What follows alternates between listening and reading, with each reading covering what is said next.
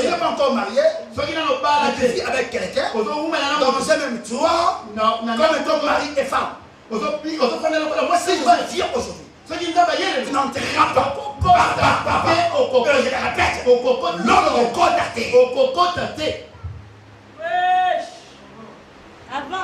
Vous savez, l'église, parfois, on sait un peu de cajoler des choses. Nous sommes là parce que nous dit, vous connaissez la vérité. La vérité, vous savez. Nous dit, aucun impédique, aucun idolâtre n'entreront le royaume des cieux. Donc Dieu n'a demandé de pécher. Oh, non seulement ça. La Bible ajoute aussi, même les ivrognes, même la carte écrite, vous ma soula, frère soula,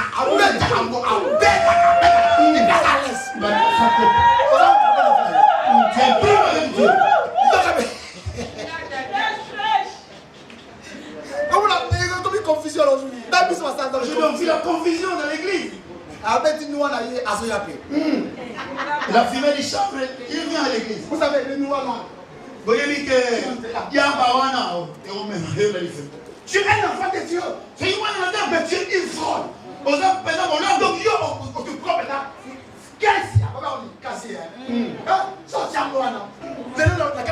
Il y a une fête. Beaucoup d'enfants de Dieu se refusent à la fête. Comme nous les chrétiens, on finit parfois la fête vers 10 heures.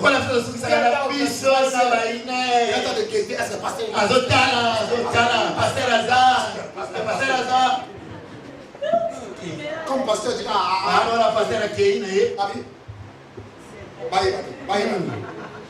comment on a ça qui t'est si Jésus vient aujourd'hui, tout droit, il fait sans cours, ni purification. Direct, il fait le balabon. Amen.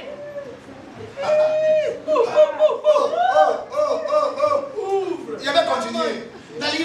Vous savez la vie que tu mènes là. Aujourd'hui même dans l'église. Il y a aussi des chrétiens. Chrétien. Mais il est chrétien, il a aussi son copain. Petit ami. Il est chrétien. Mais j'ai mon petit ami. Et mon petit ami là, parfois, il s'appelle ça parfois aujourd'hui. Il est seul. Vous avez un problème.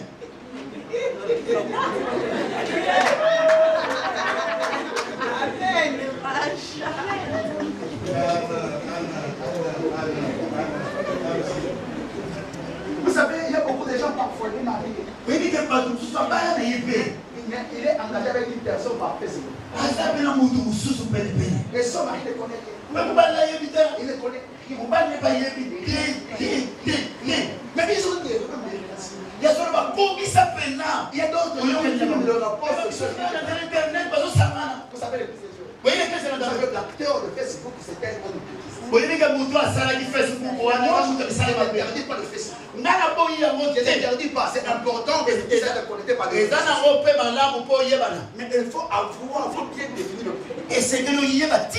On peut évangéliser. Ceux qui ne l'ont pas compris aussi, c'est servir aussi de faire. On met des affiches pour atteindre beaucoup de gens. Mais si le Facebook là, t'éloigne de Dieu.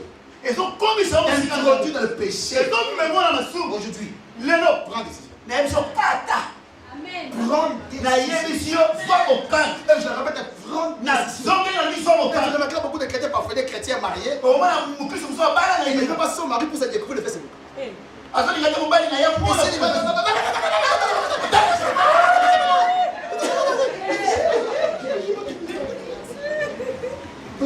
Papa. Il y a d'autres mamans aussi parfois quand ta femme dort là-bas. Il y a la Facebook mariée vers 3e, 4e de la Facebook.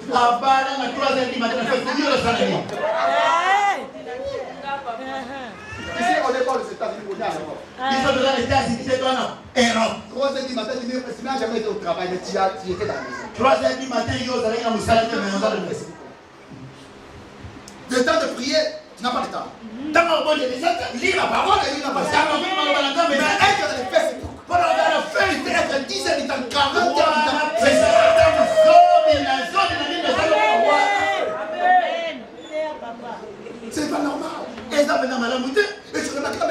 maintenant en facilité maintenant au niveau de nos portables. Les lois sont comme même dans la solution S5. Tu n'as pas iPhone. Même dans l'église là. Maman de Dieu, maman de Dieu,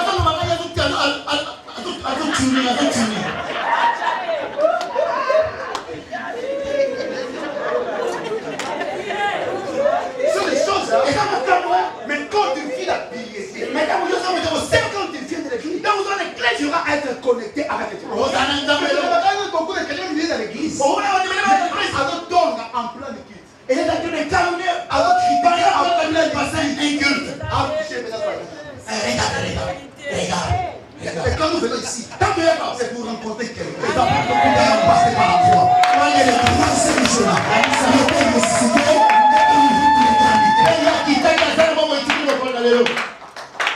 La vie de la piété amènera à te ressusciter dans la parole de Dieu. Mais tu ne vas pas forcer. Il y a seulement la piété.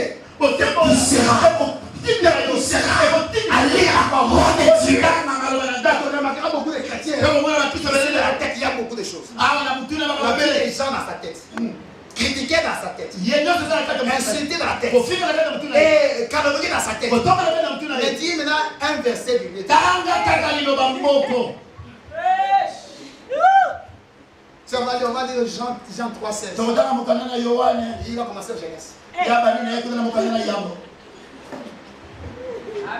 La piété. Et quand tu vis la piété, Dieu se confirmera. Quand tu vis la piété, Dieu sera favorable dans ta vie. Et les trois secrets-là. Il y a des choses. Il y a un refuge permanent. Quand tu vis la sainteté, quand tu vis la piété, ceci, mieux vaut de chercher un refuge en l'éternel. Et pas se confier au grand. Quelqu'un qui vit la piété, sans que où sera cet homme-là d'entrer dans la prière. Parce que c'est Dieu qui se levera par rapport à sa vie. La piété te ramènera à vivre le droit de refuge. Si quelqu'un qui vit le refuge, Dieu a l'intérêt de pouvoir dans sa vie. Parce que cet homme-là, David, il a vécu cela. Cet homme-là, Enoch, il a vécu cela. Mais le secret de leur vie, vivre la piété. Et quand je parle de deux hommes de la Bible, il y avait Enoch qui a marché avec Dieu dans la vie de piété pendant 300 ans. Pendant ces 300 ans, Dieu témoignait cet homme-là. C'était pas le sang, c'était Dieu qui justifiait cet homme-là. Il a marché avec Dieu. Quand la Bible dit il marcha avec Dieu, cet homme-là ne trébuchait pas. Cet homme-là était droit. Il était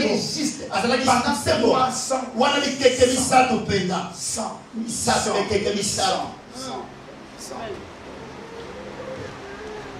Mais tu verras, un enfant de Dieu, des jours seulement, il marche avec Dieu. C'est un problème. Et là, il y a des pompiers.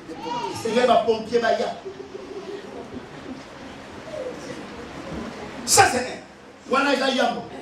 Vivre le refuge. Il y a seulement dans la piété. Et deuxième des choses, Dieu va te rassurer la vie. Il a bien dit, tu es le garantie de la détresse. Et Dieu sait. Il y aura des détresse qui apparaîtra dans ta vie. Mais quand tu vivras la piété, Dieu te donnera la garantie. Le malheur atteint souvent le juste. Le malheur atteint souvent le juste.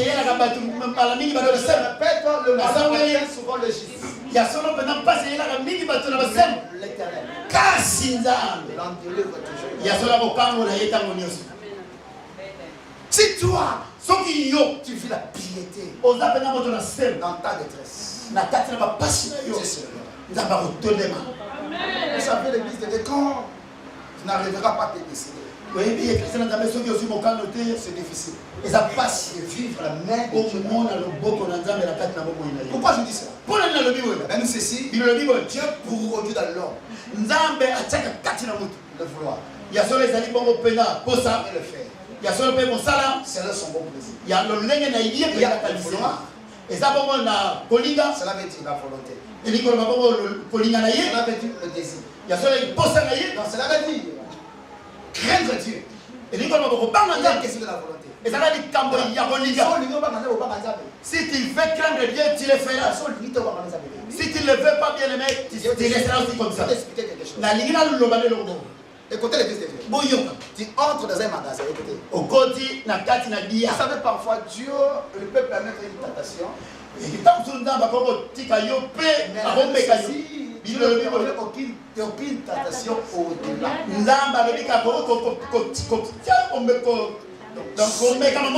Donc cela veut dire être piégé.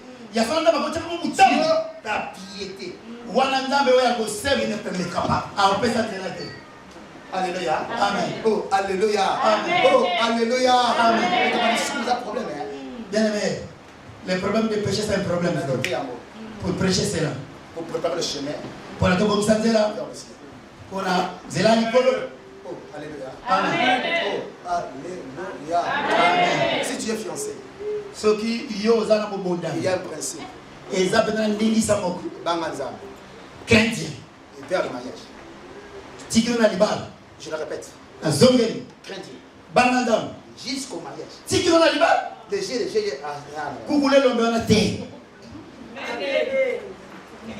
non,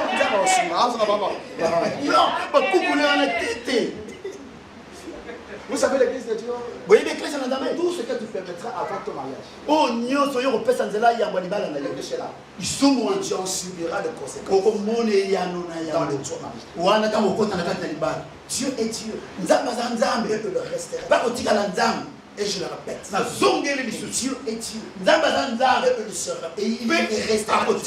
Vous savez, ces derniers temps, beaucoup de chrétiens, même des hommes et des femmes, ils vivent la masturbation de leur vie. Il y a toujours besoin de ça. Il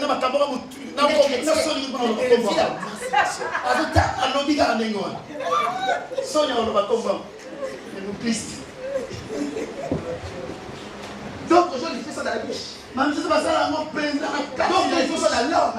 Il dort, il fait ça.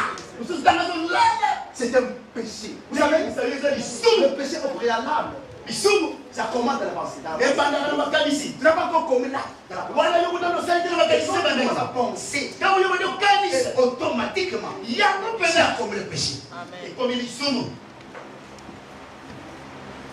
Et d'autres enfants disent, il est là. Et quand les gens dorment, il vit dans le film de pornographie. Tellement il y a un computer ici, il y a l'internet gratuit. Toi, tu vis cette vie-là. Ça, c'est le péché. C'est la piété. Elle va dégager. L'odeur. Parfait. De Dieu. Si tu vis la piété, quand tu vis avec quelqu'un, quand tu es avec quelqu'un, tu es avec une soeur ou une frère, la personne va sentir cela. Parce qu'elle aura senti cela. Les gens qui veulent calomnier avec toi parce qu'ils savent. Les gens qui pêchent avec toi parce qu'ils savent. Si toi tu vis la sainteté, tu vis la piété, tu vas commencer à te dégager. Même partout que tu seras. Même tu ne diras pas que tu es chrétien. Mais les gens confirmeront que toi tu es chrétien. Ce n'est pas toi qui diras que tu es chrétien. C'est pas toi qui diras que je suis chrétien. C'est pas toi qui diras que je suis chrétien. Mais les gens qui vont sentir l'odeur de la piété. Ils vont sentir que toi tu dégages la vie. Ils vont sentir que toi tu dégages Christ en toi. Parce qu'elle dit ici, si je vis, ce n'est plus moi qui vis. Mais c'est Christ.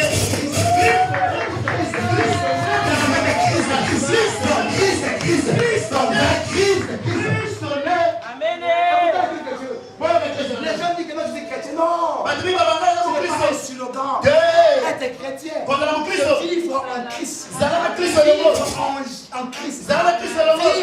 en Christ. Vivre en Jésus. Et dans Jésus.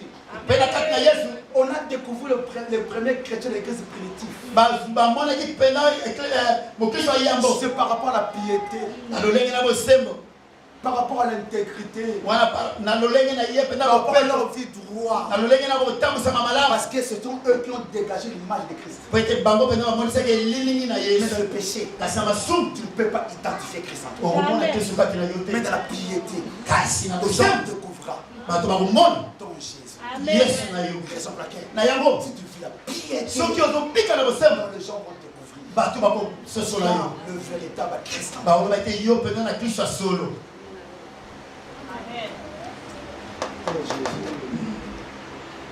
Tu me garantis de la détresse. Raison pour laquelle David disait, quand je marche dans la vallée de la mort, mais quand je marche dans la vallée, la mort, c'est la vérité. Alors, je ne crains pas.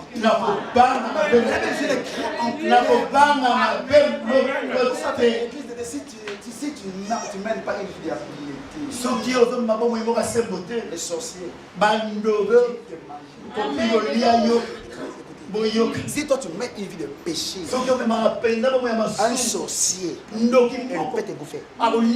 Parce que là où il y a le péché, le péché comme étant la miel. On dit miel, le miel. Le miel en toi. Or, là où il y a le miel, on suppose les abeilles s'approchera facilement en toi. Parce qu'ils voient en toi. Il y a le miel. Or, le miel c'est comme un péché en toi. Et quand tu vis dans le péché, tu attireras. Et le sorcier peut accéder dans ta vie facilement. Parce que le péché ouvre la porte. Les diables, le péché ouvre la porte pour que l'influence de ta famille s'impose en toi. Le péché ouvre la porte. Les diables réclament ta vie. Quelqu'un de la Bible. Tellement cet homme-là, Dieu la garantie de la détresse. Et là, il a une vie de piété. Même ceci, dès sa mort. Dès sa mort, les diables a réclamé son corps. Ils avaient cherché le corps de Moïse. Même ceci, Dieu l'enterra. Dans toute la Bible, il y a une seule personne que Dieu a enterré. Son secret, la piété. Amen.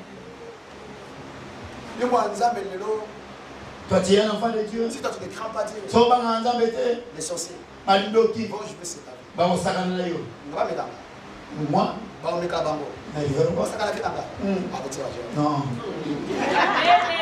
Amen. Alléluia. Amen. Et quand tu vis la piété, vous savez, beaucoup de chrétiens aujourd'hui, bien qu'il est chrétien, mais tu remarqueras, il est chrétien, il est très bien, mais quand Dieu est très colérique, il veut posséder. Ya solo ye pena donc ya milimo mabeto tatati na mulimo mabefande na yo. Il vient auprès du pasteur pour lui. Ya papa mo bateli pata bonde la pona yo. Pourquoi je dis cela? Pona ni la Bible. La colère. Kaka. Si ça devant comme dire une fille. Solo comme le pala bon moi ipo. Enraciné en toi. Oui, fandi peut-être côté de sisa. Derrière la colère. Sima ya kanda. Il y a un esprit. Zara molimo mo elimo mo. Amen. Je suis tombeau qui quand toi tu te mets en colère. Ça va camo. Camo.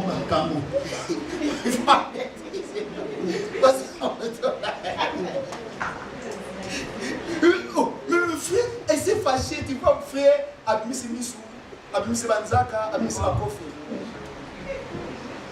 Et tu remarqueras que quelqu'un parfois il est marié s'il s'est mis en colère. Au moins, on ne soit pas là, mais ce qui a tombé. Mais les tables sont mariés. Alors, putain, on va aller. Possédément. Voilà, tu comprends pas moi le bazar parce que ça on le dit j'ai scandale, il ne va pas parler parce qu'il parle parce qu'il va mettre dans la vie va mettre dans le scandale. Tu es possédé. Et tu regardes ton frère aussi dans sa maison, s'il commence à taper sa femme. C'est pas normal. Les habités. Dis à ton frère, les amis, tape. Le baba de la famille peut me